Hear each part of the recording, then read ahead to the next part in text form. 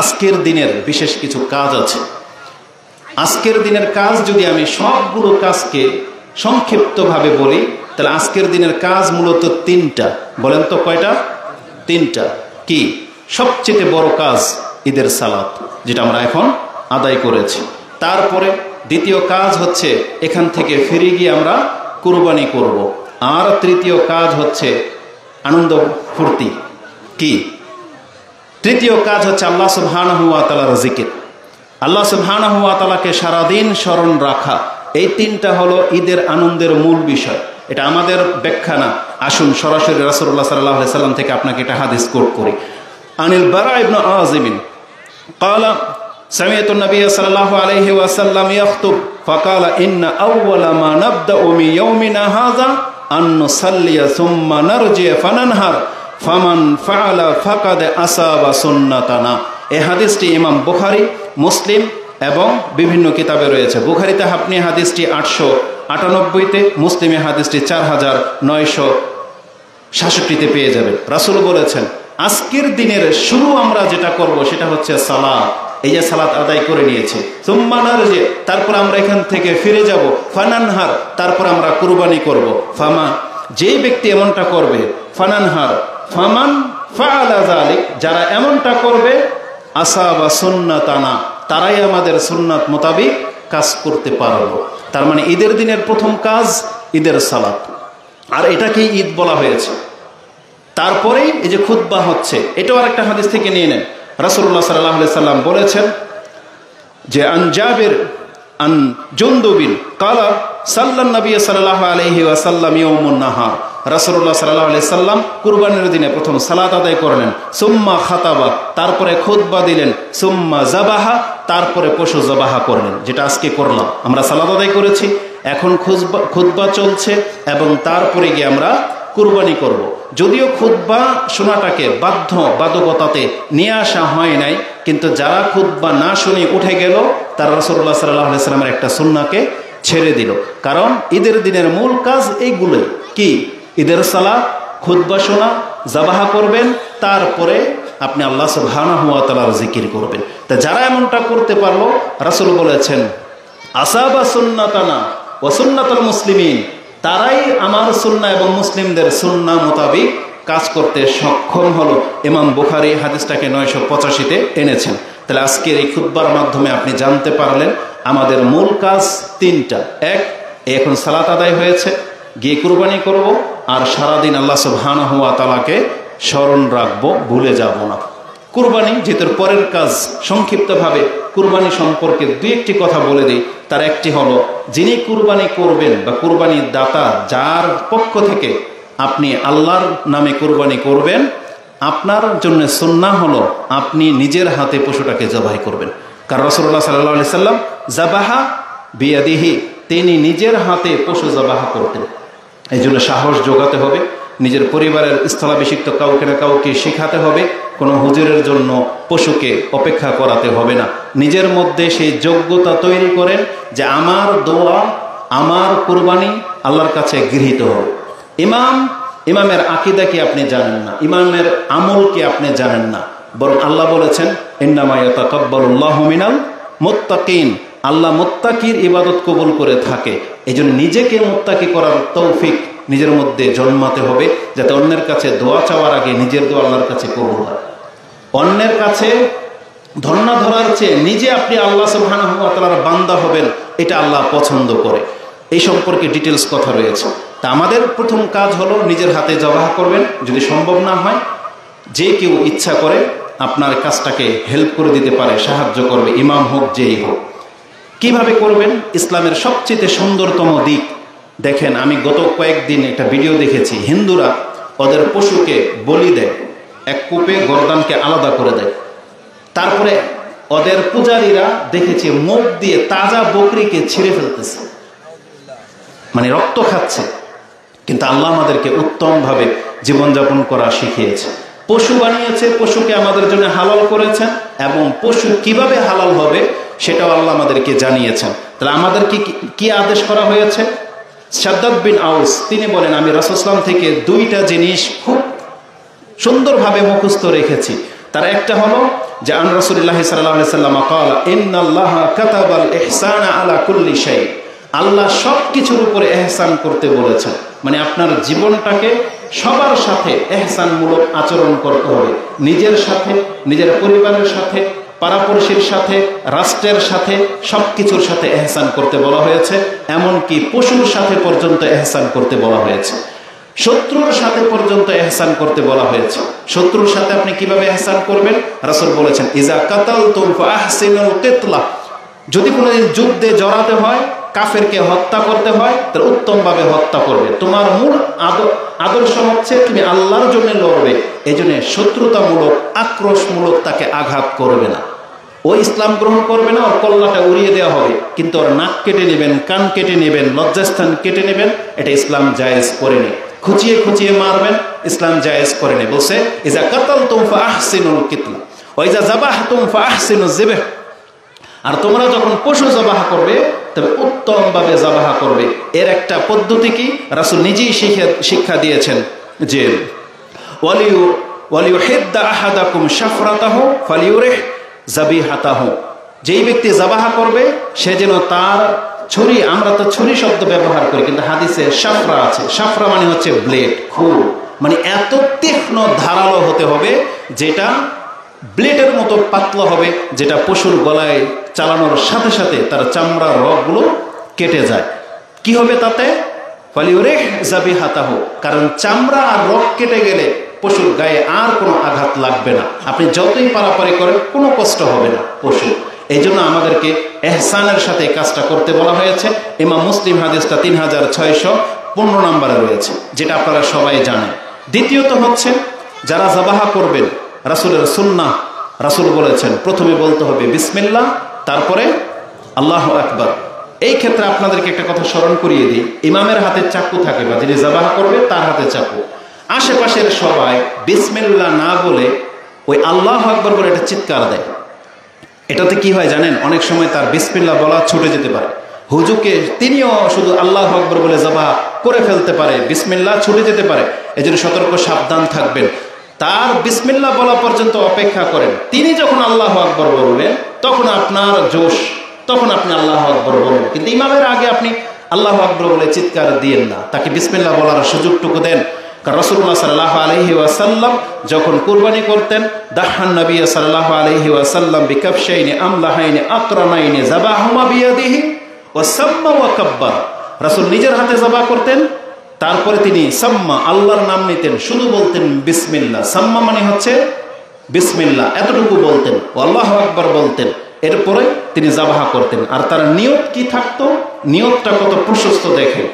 পশু মাত্র একটা, ছোট্ট একটা বকরি, আর রাসূল বলতেছেন আল্লাহুম্মা তাকাব্বাল মিন মুহাম্মাদিন ওয়া আলি মুহাম্মাদিন ওয়া মিন উম্মতি মুহাম্মাদিন, আল্লাহ তুমি এই পশুটাকে মুহাম্মাদের পক্ষ থেকে, মুহাম্মাদের পরিবারের পক্ষ থেকে এবং মুহাম্মাদের সমস্ত উম্মার পক্ষ থেকে গ্রহণ করো। তার মানে একটা বকরি, তার মানে রাসূলুল্লাহ সাল্লাল্লাহু আলাইহি সাল্লাম আমাদেরকে শিক্ষা দিয়ে গেছেন, একটা বকরিতে আপনার পশুতে যত জনকে আপনি শামিল করতে চান নেকির ক্ষেত্রে পারবেন। আপনি যদি বলেন আল্লাহ এটা আমার পক্ষ থেকে, আমার পরিবারের পক্ষ থেকে, আমার বংশের পক্ষ থেকে, আমার গ্রামবাসীর পক্ষ থেকে, কোনো বাধা নেই, আপনি বলতে পারেন। নেকি কে দিবে? নেকি দেওয়ার মালিক হচ্ছে আল্লাহ। আপনার অন্তরটাকে প্রশস্ত রাখেন। জি, তাহলে এটা হচ্ছে দ্বিতীয় বিষয়। তৃতীয় বিষয় হচ্ছে সবচেয়ে কমন গোশত বন্টন করার ক্ষেত্রে এটা অনেক বিতর্ক হয়, কে কতটা খাবে না খাবে এটা নিয়ে পরামর্শ দেওয়া হয়, আমাদেরকেও বলা হয় এটা বলে দেন ওটা বলে দেন। দেখেন, ইসলামের বিধান প্রত্যেক বছর নতুন করে নাজিল হয় না। ওলামারা যে 3 ভাগের কথা বলেছেন এটা একটা সূক্ষ্ম বিষয়। সূক্ষ্ম বিষয় এই জন্য আপনি বুঝতে হলে কোরআনের 2টা আয়াত পড়েন, আপনি পেয়ে যাবেন। এক সূরা হজ 22 নম্বর সূরার 28 নম্বর আয়াত এবং 36 নম্বর আয়াত। এই 2 আয়াতের মধ্যে আল্লাহ কি করবেন আপনি গোশতকে এটা উল্লেখ করিয়ে দিয়েছেন। আর এই ক্ষেত্রে আল্লাহ সুবহানাহু ওয়া তাআলা সবচাইতে আমাদের উপরে অনুগ্রহ যেটা করেছেন, আল্লাহ বলেছেন তোমার পশু ঠিক আছে, তাহলে তুমি আগে খাও। আল্লাহ কি বলেছেন? ফাকুলু মিনহা, তুমি আগে খাও। আপনাকে আপনার পরিবারকে প্রথম অনুমতি দেওয়া হয়েছে যে তুমি খাও, তোমার গোশত তুমি খাও, এটা তোমার অধিকার বেশি। তারপরে আল্লাহ সুবহানাহু ওয়া তাআলা যা বলেছেন এটাকে আপনি মানবেন না?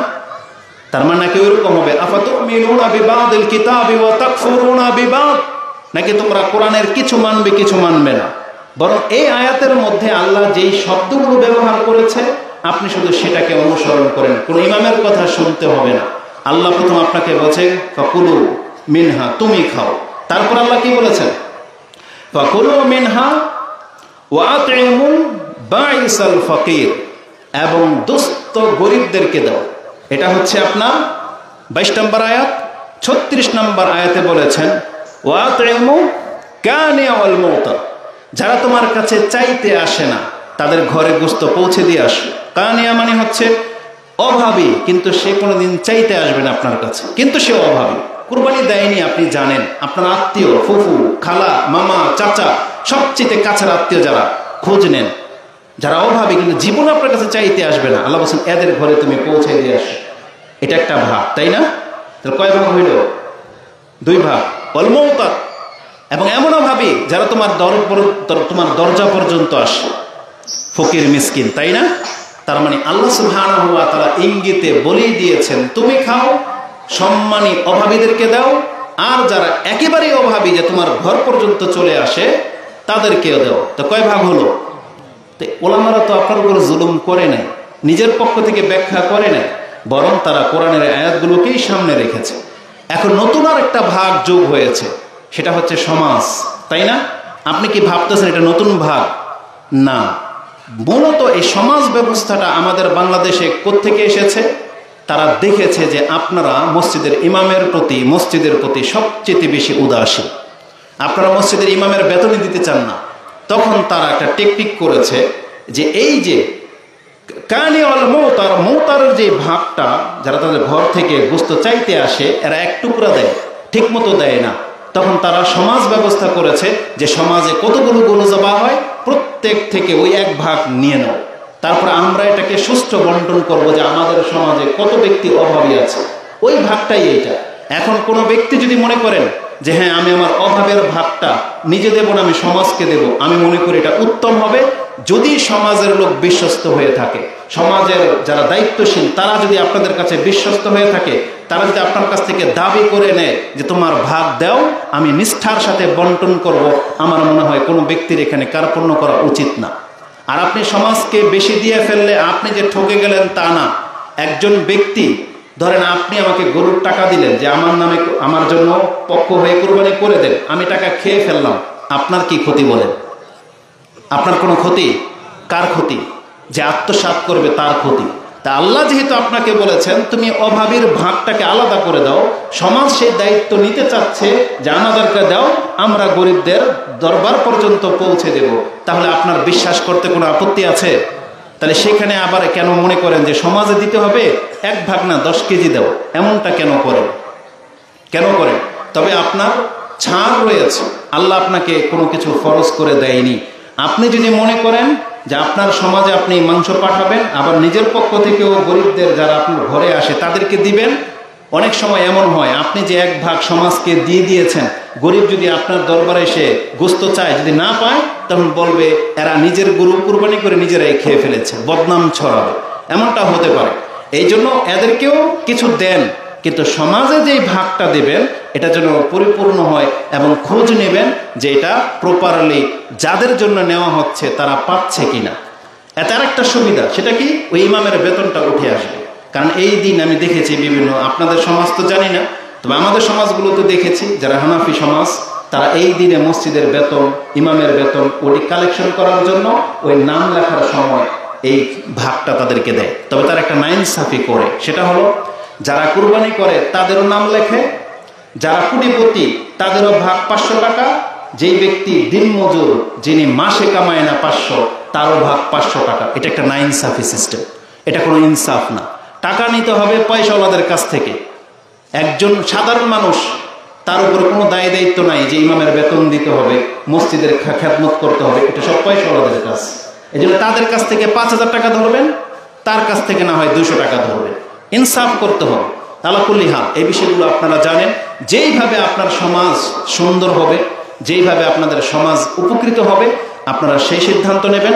ইসলামের বিধান হলো গোশত খাওয়ার ক্ষেত্রে এখন আপনাকে আর বাধা দেয়নি, এই সম্পর্কে জাবের আনি নবী সাল্লাল্লাহু আলাইহি ওয়াসাল্লাম আন্নাহু নাহা আন আকলিল লোহমের দাহায়া, রাসূল সাল্লাল্লাহু আলাইহি ওয়াসাল্লাম একটা সময় তিনি কুরবানির গোশত খেতে নিষেধ করেছিলেন বাদা সালাসাতিন, 3 দিনের বেশি, যে 3 দিনের বেশি তোমরা গোশত খেতে পারবে না। সুম্মা কাল, তারপরে তিনি বলেছেন বাদাহু, এই নিষেধের পরে তিনি আবার ফতোয়া দিয়েছেন কুলু ওয়া তাজাওয়াদু ওয়াদাখিরু, তোমরা এখন খেতে পারো, যত খুশি রিজার্ভ রাখতে পারো, সাথে করে বয়ে নিতে পারো। তার মানে আপনার খুশি, এখন আপনি খেতে পারেন, জমা রাখতে পারেন, দিতে পারেন। কিন্তু আল্লাহ সুবহানাহু ওয়া তাআলা এটা আমাদের জন্য জায়েজ করেছে। কিন্তু আল্লাহ সুবহানাহু ওয়া তাআলা শুধু একটা কথাই বলেছে, লান তানালুল বিররা হাত্তা তুনফিকু মিম্মা তুহিব্বুন। শুধু এতটা কথা আজকে এখান থেকে নিয়ে যান, আমাদের কার কিছু বলতে হবে না। আল্লাহ সুবহানাহু ওয়া তাআলা সূরা আলে ইমরানের 92 নম্বর আয়াতে বলেছেন, তুমি যেটা পছন্দ করো এটা যদি আল্লাহর জন্য কুরবানি করতে না পারো, তাহলে তুমি জান্নাতে ঢোকা তো দূরের কথা, জান্নাতের নিকট পর্যন্ত পৌঁছতে পারবে না। এখানে লান তানালুল বির বলা হয়েছে যে তুমি নেকি পর্যন্ত পৌঁছতে পারবে না, কিন্তু তাফসীর পড়ে দেখেন এই বীর মানে উদ্দেশ্য হচ্ছে জান্নাতকে করা হয়েছে। আল্লাহ বলেছেন তুমি যদি তোমার পছন্দনীয় জিনিসটা আল্লাহর রাস্তায় কুরবানি করতে তোমার অন্তরে সংকীর্ণতা আসে, তাহলে জেনে নাও লান তানালুল বিররা, তুমি জান্নাতের নিকট পর্যন্ত পৌঁছতে পারবে না। এটাকে শুধু মাথায় রাখেন। কুরবানি যদি আল্লাহকে সন্তুষ্ট করার জন্য হয়, তাহলে আপনি আপনার আত্মীয় স্বজন গরিবদেরকে সন্তুষ্ট করে দেখান, আল্লাহকে আপনি সন্তুষ্ট পাবেন। ওই হাদিস এখানে ফিট করেন না কেন? আল্লাহকে বলেন যে বান্দা তোর কাছ থেকে আমি খাদ্য চেয়েছিলাম, তুমি আমাকে দেওনি। তখন আপনি তো এটাই বলবেন, আল্লাহ তুমি তো রাজা ধীরাজ, আল্লাহ তুমি তো মালিক, আমি কিভাবে তোমাকে খাবার দেব? তোমার কাছে অভাবী এসেছিল, তুমি দেওনি। তাহলে কুরবানির ক্ষেত্রে ফিট করেন যে তুমি যদি আল্লাহর জন্য কুরবানি করে থাকো, তাহলে আমার বান্দারা কেন পায়নি? অতএব এই আজকের এই খুতবার সংক্ষিপ্ত বিষয় এটাই ছিল। সর্বশেষ আমি আপনাদেরকে সেই হাদিসটা স্মরণ করে দিতে চাচ্ছি যে আমাদের আজকের সর্বশেষ কাজ কি? আল্লাহ সুবহানাহু ওয়া তাআলার জিকির করা। এটা রাসূলুল্লাহ সাল্লাল্লাহু আলাইহি ওয়াসাল্লাম নিজে বলেছেন, ইন্না হাযিহিল আইয়াম আইয়ামু আকলিন ওয়া শুরবিন ওয়া যিকরিল্লাহি তাআলা। আজকের দিন হচ্ছে খাদ্য খাওয়া, পান করা, খাওয়ানো, পান করানোর নাম, আর আল্লাহকে স্মরণ করার নাম। আল্লাহু আকবার, আল্লাহু আকবার, আল্লাহু আকবার, লা ইলাহা ইল্লাল্লাহু, আল্লাহু আকবার, আল্লাহু আকবার, ওয়া লিল্লাহিল হামদ।